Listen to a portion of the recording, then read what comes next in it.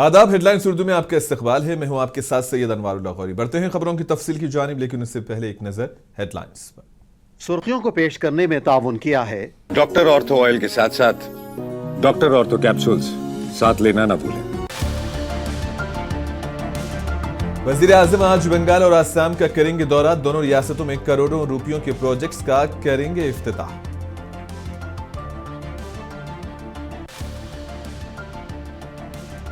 बंगाल की हालत जार के लिए मोदी जिम्मेदार। दौरे से कबल टीएमसी ने पीएम मोदी को बनाया निशाना।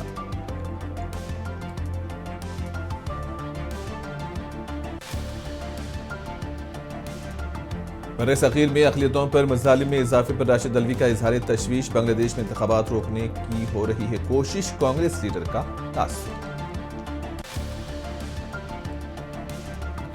नेशनल हेराल्ड केस मामला, ईडी ने दिल्ली अदालत के फैसले को किया चैलेंज।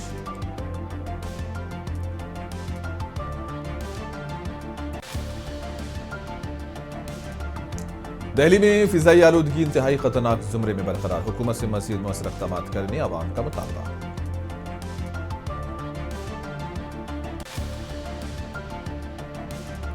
अमेरिका का शाम में दहशतगर्दों के ठिकानों पर हमला। ट्रंप के हुक्म पर 70 अहदाफ पर किए गए फिजाई हमले।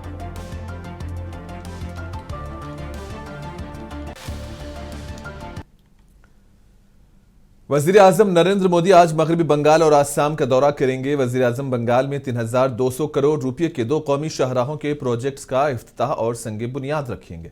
वजीर आजम नादिया जिले में 66.7 किलोमीटर पर जगली कृष्णा नगर सेक्शन के नेशनल हाईवे 34 लेनिंग का इफ्तिताह करेंगे और वो शुमाली 24 परगना जिले में 17.6 किलोमीटर तवील बारासात बराज गली सेक्शन 4 लेनिंग का भी संगे बुनियाद रखेंगे। वजीर आजम के दौरे मगरबी बंगाल को लेकर बीजेपी कायदीन में काफी जोशो खरोश है। पीएम मोदी के इस दौरे के लिए तमाम तैयारियां मुकम्मल कर ली गई है।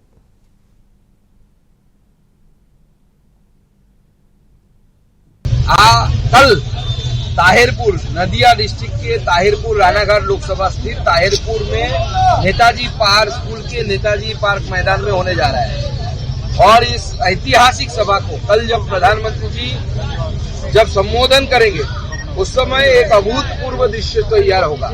आप लोग भी देखिएगा, लाखों की संख्या में भीड़ जुटेगी और यहाँ से ये नवद्वीप पुण्य भूमि है चैतन्य महाप्रभु का।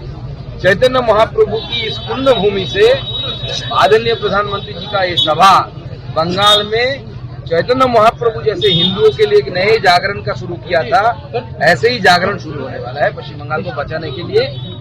और इस सरकार जो है यहाँ पे तृणमूल सरकार, इस सरकार को हम 26 में उखाड़ के फेंकेंगे। कल ताहिर वज़ीर आज़म नरेंद्र मोदी मगरबी बंगाल का दौरा मुकम्मल करने के बाद आसाम पहुंचेंगे। पीएम मोदी आसाम के अपने दौरे के दौरान 15,600 करोड़ रुपए के प्रोजेक्ट का इफ्तिताह और फिर संगे बुनियाद रखेंगे। यहां वज़ीर आज़म गोपीनाथ बारदलोई बैनुल अक़वामी हवाई अड्डे की नई टर्मिनल इमारत का इफ्तिताह होगा और बाद अज़ां वो जलसे-आम से खिताब करेंगे। इसके अलावा डिब्रूगढ़ जिले में Assam valley fertiliser and chemical company के जरिए तामीर किए जाने वाले अमोनिया यूरिया प्रोजेक्ट का संगे बुनियाद रखा जाएगा। यह प्रोजेक्ट 10,600 करोड़ रुपये की तखमीना लागत से तामीर होगा। इसके जरिए आसाम और पड़ोसी रियासतों के लिए वाफर मिकदार में खाद तैयार की जाएगी।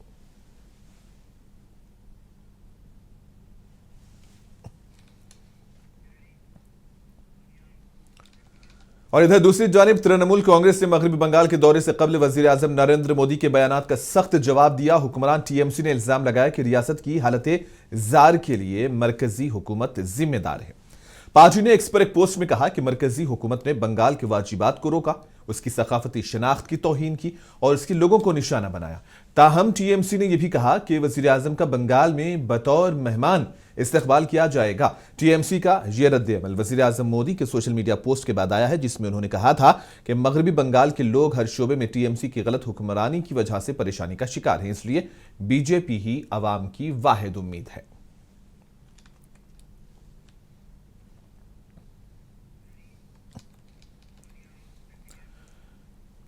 इसी दौरान एआईयूडीएफ के रफीकुल इस्लाम ने वजीर आजम मोदी के दौरे आसाम पर अपना रद्द-ए-अमल जाहिर किया। रफीकुल इस्लाम ने कहा कि वजीर आजम के दौरे का हम खैर मकदम करते हैं, ताहम वजीर आजम को इस बात का भी नोट लेना चाहिए कि गुज़िश्ता दिनों हजारों मुसलमानों के घर तोड़ दिए गए। कहा कि अगर सबका साथ सबका विकास का नारा सच्चा है तो वजीर आजम परीक्षा पे चर्चा के साथ साथ उन बच्चों के बारे में भी बात करें जिनके घर तोड़ दिए गए, तो वो किस तरह से इम्तिहान देंगे। हालात जो है लास्ट 1 साल से स्टेबल नहीं है। वहाँ छुटपुट घटनाएं रोजाना घटती रहती है और बांग्लादेश की औकात नहीं है कि इंडिया को थ्रेट करे।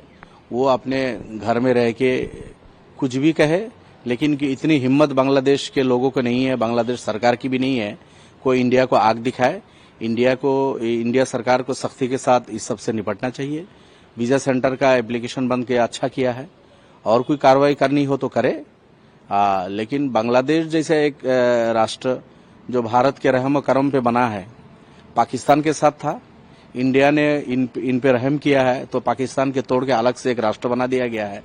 भारत के साथ अच्छा संबंध भी थे लास्ट 50 इयर्स, अभी 1 साल से खराब हो गया। तो मैं समझता हूं कि जो बांग्लादेश को बांग्लादेश बनाने में जिस इंडिया का हाथ है, फिर उस इंडिया को बांग्लादेश वाले आग दिखाए, ये तो बर्दाश्त नहीं है, ये तो बर्दाश्त नहीं किया जाएगा। तो इसके लिए जो हमारा फॉरेन पॉलिसीज है वो लोग देखे, सोचे, गौर करे कि एक दोस्त कंट्री कैसे दुश्मन कंट्री बन गया। पड़ोस के जो कंट्रीज है ये इसके साथ अगर रिलेशन अच्छा होता है तो अच्छा है। पड़ोसी कंट्री के साथ रिलेशन अच्छा होना ये हर कोई इंडियन चाहते हैं, हम भी चाहते हैं। और बांग्लादेश के साथ चूंकि अच्छा एक रिलेशन था, वो रिलेशन कैसे अच्छा बने और बांग्लादेश के जो कुछ लोग इंडिया को आग दिखाना चाहते हैं उससे कैसे निपटा जाए, ये इसको सोचना चाहिए। देखिए, बीजेपी जिस तरह एग्रेसिव मूड पे यहाँ काम कर रही है, लेकिन आसाम के लोग तो परेशान हैं। आसाम के लोग चाहते हैं कि बीजेपी के अल्टरनेटिव कोई सरकार आए। बीजेपी सांप्रदायिकता बहुत फैला रही है, बीजेपी कुछ सेक्शन के लोगों पे जुल्म कर रही है, इसलिए बीजेपी दोबारा नहीं आना चाहिए, हम ऐसा मानते हैं। लेकिन उसके लिए ऑपोजिशन को तो स्ट्रांगली लड़ना पड़ेगा। सब ऑपोजिशन मिलजुल के स्ट्रांगली अगर फाइट दिया जाए तो बीजेपी को भगाया जा सकता है। लेकिन हम देख रहे हैं कि कांग्रेस जो अखिल गोगोई, लुरिन गोगोई, अजीत बिया और 2-4 लोगों को साथ लेकर घूम रहे हैं, इनकी क्या औकात है, इनके पार्टी की क्या हैसियत है, कितने पकड़ है इनकी जमीन पे।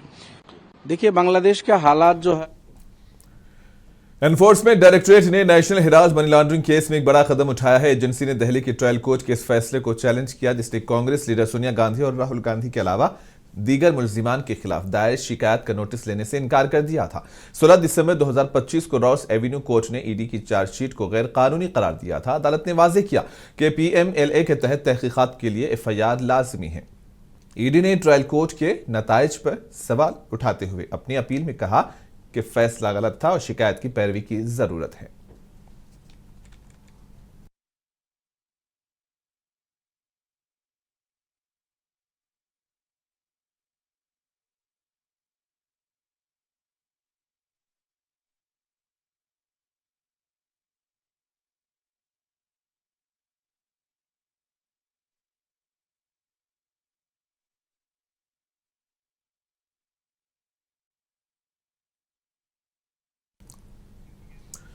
कांग्रेस के सीनियर लीडर राशिद अल्वी ने बांग्लादेश में जारी पुरतशद्दुद वाकयात पर नाराजगी का इजहार किया। राशिद अल्वी ने कहा कि बांग्लादेश तवील अरसे से आग में जल रहा है, जो अच्छी बात नहीं है। इन्होंने कहा कि वजीर आजम शेख हसीना को मारना चाहते थे जिन्होंने हिंदुस्तान में पनाह ली है। कांग्रेस लीडर ने कहा कि उनका अंदरूनी मामला है, इसमें ज्यादा दखलंदाजी नहीं की जा सकती, लेकिन बांग्लादेश में इस वक्त हिंदू कम्युनिटी के खिलाफ जो ज्यादती हो रही है उसकी जितनी ज्यादा मजम्मत की जाए कम है। राशिद अल्वी ने कहा कि कुछ अरसे से बांग्लादेश और पाकिस्तान में हिंदुओं के साथ, जबकि हिंदुस्तान में भी बाज लोगों के खिलाफ बहुत ज्यादा ज्यादती हो रही है, उसको खत्म होना चाहिए। दुर्भाग्यपूर्ण है, बांग्लादेश एक लंबे अरसे से आग में जल रहा है। वहां की प्रधानमंत्री शेख हसीना को लोग मारना चाहते थे और वो आज भारत के अंदर उन्होंने पनाह ली है। एक बार फिर बांग्लादेश के हालात खराब हो रहे हैं। कोई नहीं जानता कि भविष्य के अंदर क्या होगा। ये उनका अंदरूनी मामला है, इसमें बहुत ज्यादा इंटरवीन नहीं किया जा सकता। लेकिन वहां का जो अल्पसंख्यक समाज है, हिंदू कम्युनिटी है, उसके साथ जो कुछ हो रहा है, जो जुल्म हो रहा है, वो उसकी जितनी निंदा की जाए इतना कम है। और ये हमारे बर्रे सगीर के अंदर, एशिया के अंदर एक नई बीमारी आई है पाकिस्तान के अंदर हिंदुओं के साथ ज्यादती होती है, अल्पसंख्यक समाज है। बांग्लादेश में अल्पसंख्यक समाज के साथ ज्यादती हो रही है। भारत के अंदर बहुत सारे इलाकों में अल्पसंख्यक समाज के साथ ज्यादती हो रही है।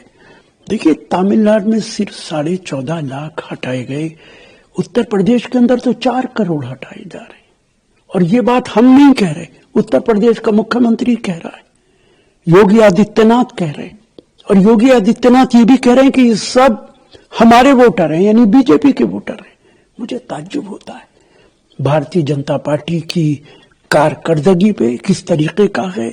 जो लोग वोट जिनके काटे जा रहे हैं, कोई बताता है ये बीजेपी के वोट हैं, कोई बताता है ये अपोजिशन के वोट हैं, लेकिन एसआईआर पूरे देश को तबाह कर रहा है।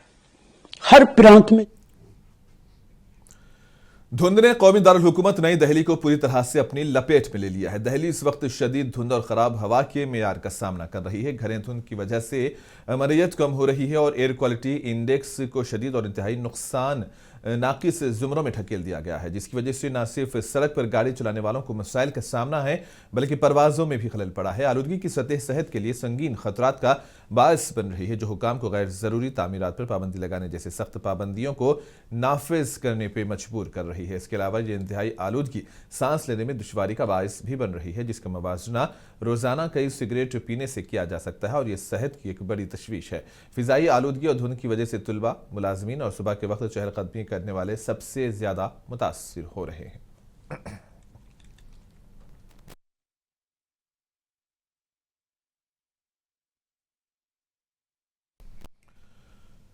और इधर दूसरी जानिब उत्तर प्रदेश के कई इलाकों में भी शदीद सर्दी और धुंध की वजह से अवाम को मुश्किलात का सामना है। आगरा और दीगर इलाकों में सुबह के वक्त बहुत ज्यादा धुंध की वजह से लोगों को मुश्किलात का सामना करना पड़ रहा है।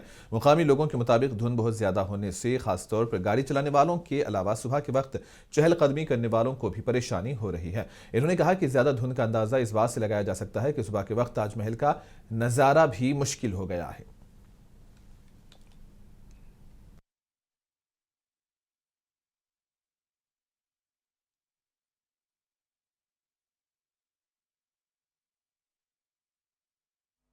हम लोग यहाँ सुबह सुबह मॉर्निंग वॉक के लिए आते हैं, करीब 4:30-5 बजे आते हैं। पिछले 8-10 दिन से ऐसे आ रहे हैं। तो अभी कुछ दिनों से इतना धुंध पड़ रहा है, जिसके कारण ताजमहल का सौंदर्य दर्शन छुप गया है। अब वो इस समय ताजमहल हम लोगों को दिखाई नहीं दे रहा है। तो पहले काफ़ी पर्यटक भी यहाँ आते थे ताजमहल देखने के लिए।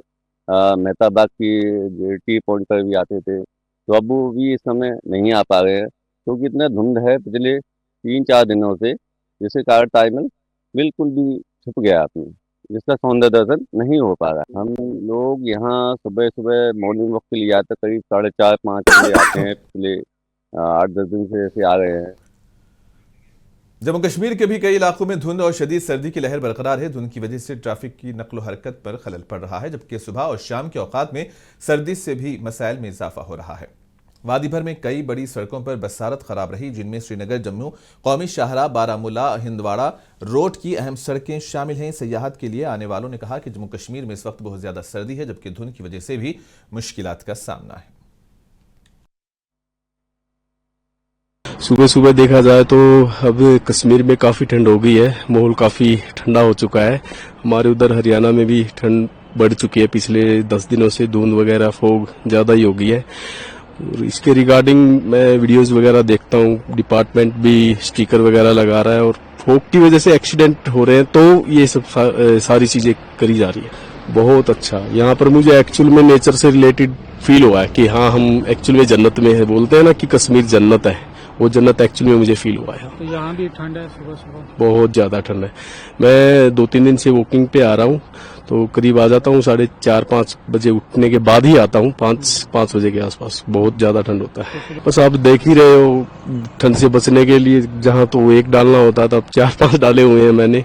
और थोड़ा सा रनिंग के बाद ही अब मॉल देख रहे हो। तो इस मौसम का भी अपना मजा है। बिल्कुल सर, बिल्कुल। गर्मी वैसे मुझे तो पसंद है। एस्टोनिया में हिंदुस्तान के सफीर आशीष सिन्हा ने कहा कि इस वक्त हिंदुस्तान और एस्टोनिया के ताल्लुकात काफी मजबूत हैं और ये बेहतर अंदाज में आगे बढ़ रहे हैं। आशीष सिन्हा ने कहा कि इस वक्त दोनों ममालिक के दरमियान खास तौर पर trade and commerce, digital technology के अलावा दीगर कई शोबों में भी दोनों हुकूमतों के दरमियान काफी अच्छे ताल्लुकात हैं। इन्होंने कहा कि आने वाले दिनों में दोनों ममालिक के दरमियान कारोबार में इजाफे के साथ साथ ताल्लुकात में भी मजीद बेहतरी आएगी। हिंदुस्तानी सफ़ीर ने दीगर कई उमूर पर भी रोशनी डाली। A Baltic nation, which is in the region where Russia-Ukraine situation is. So there, Estonia's current state of mind and their occupation is entirely guided by this situation. In this situation, they see India as a big country which can influence a peaceful outcome of this crisis, which can use its strong relationship with Russia and also with Ukraine. Both these countries where Prime Minister Modi visited last year, and we have strong engagements with these. We can influence, use our good offices, our political connection with these countries towards an early ceasefire and lasting peace. So that's what Estonia expects from the India. This is a message which India gave. Prime Minister Modi in Samarkand told President Putin for the first time, any leader that told. Rajasthan के दारुल हुकूमत भोपाल को 8 साल के इंतजार के बाद आज metro service मिलेगी। मरकजी वजीर मनोहर लाल खट्टर और वजीर आला डॉक्टर मोहन यादव आज शाम सुभाष नगर मेट्रो स्टेशन से भोपाल मेट्रो को हरी झंडी दिखाएंगे। इसके बाद दोनों रहनुमा मेट्रो में सवार होंगे और एम्स मेट्रो स्टेशन पहुंचेंगे, जहां वजीर आला डॉक्टर यादव एक इस्तकबालिया से खिताब करेंगे। इससे पहले मिंटो हॉल में भोपाल मेट्रो की इफ्तिताही तकरीब होगी। इस तकरीब में कई सीनियर और सरकर्दा रहनुमा शरीक होंगे। इस मेट्रो में शहरी 21 दिसंबर से सफर कर सकेंगे। भोपाल मेट्रो सुबह 9 बजे से शाम 7 बजे तक चलेगी। किराया 20 रुपये से शुरू होगा। 3 से 5 स्टेशन का किराया 30 रुपये, जबकि एम्स से सुभाष नगर तक का किराया 40 रुपये होगा।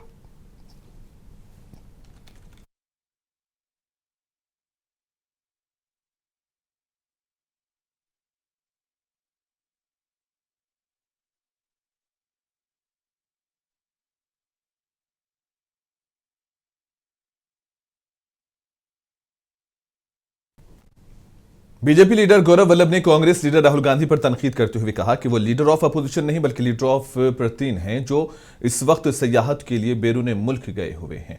और बीजेपी लीडर ने कहा है कि राहुल गांधी को जी राम जी बिल जवाब जो अब पास हो गया है, इसमें राम के नाम पर एतराज है। इसके अलावा इस बिल के जरिए रोजगार के मौके में भी इजाफा होगा, जो राहुल गांधी नहीं चाहते हैं।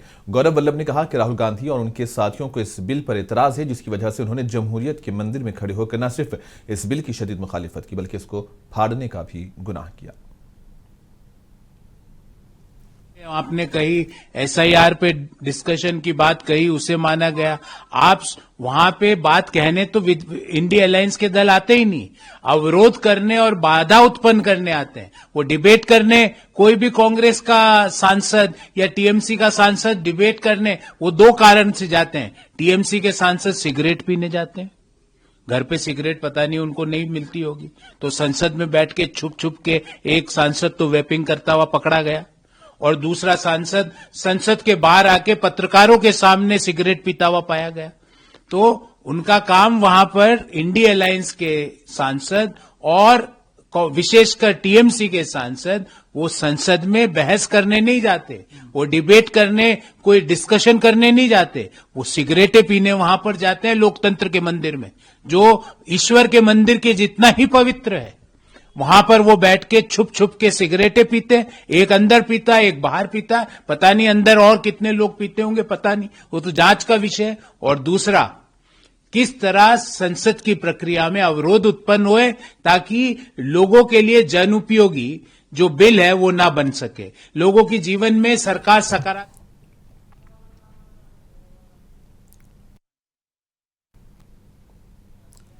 उत्तर प्रदेश के चीफ मिनिस्टर योगी आदित्यनाथ ने आज गोरखपुर में जनता दरबार मुनक्किद किया। इस मौके पर इन्होंने अवाम से शिकायतें और दरखास्तें वसूल की। चीफ मिनिस्टर ने मौके पर मौजूद अहदेदारों को हिदायत दी कि वो अवामी शिकायत का जायजा लेने के बाद इसे हल करने के इक़दाम करें। वाज़ेह रहे कि चीफ मिनिस्टर ने दिसंबर और नवंबर 2025 में भी इस तरह के प्रोग्राम्स मुनक्किद किए थे। जनता दरबार एक बाकायदा प्रोग्राम है जहां वज़ीर आला शहरियों से उनकी शिकायत और खदशात दूर करने के लिए बरह रास्त बातचीत करते हैं।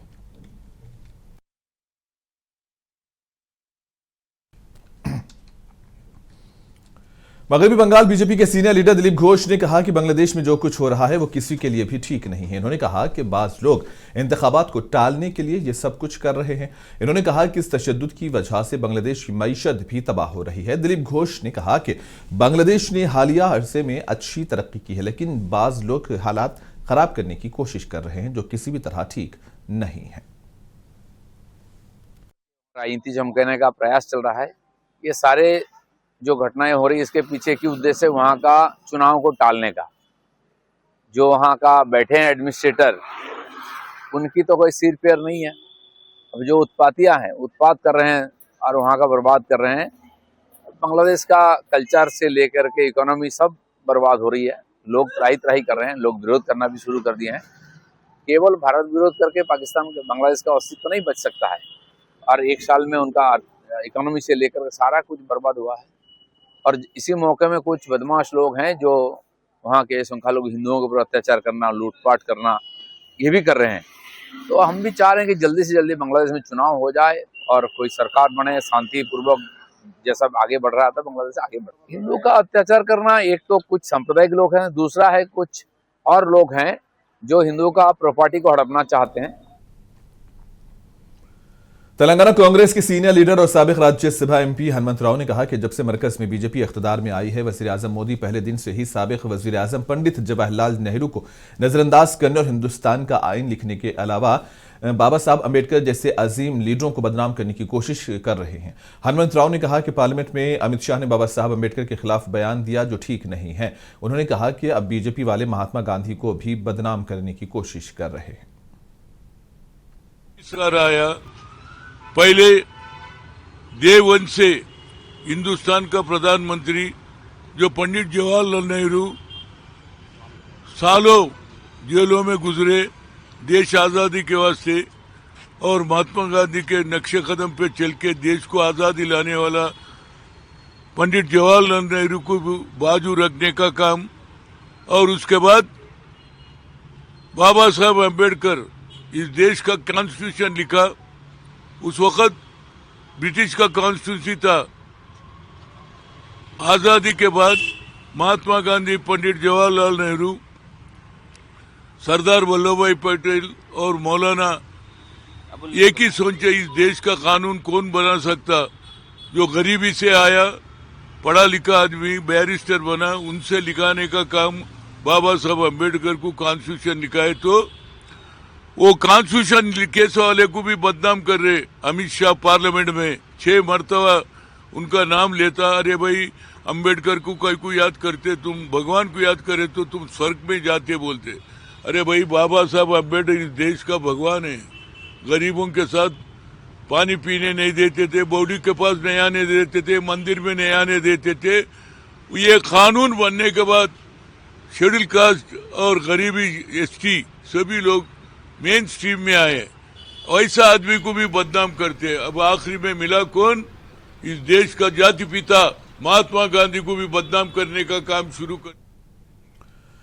झारखंड क्रिकेट टीम ने सैयद मुश्ताक अली ट्रॉफी जीत ली। टूर्नामेंट के फाइनल में झारखंड की टीम ने हरियाणा को शिकस्त दी। इस शानदार और तारीखी जीत के बाद टीम और स्टेट क्रिकेट एसोसिएशन के अहदेदारों ने झारखंड के चीफ मिनिस्टर हेमंत सोरेन से मुलाकात की।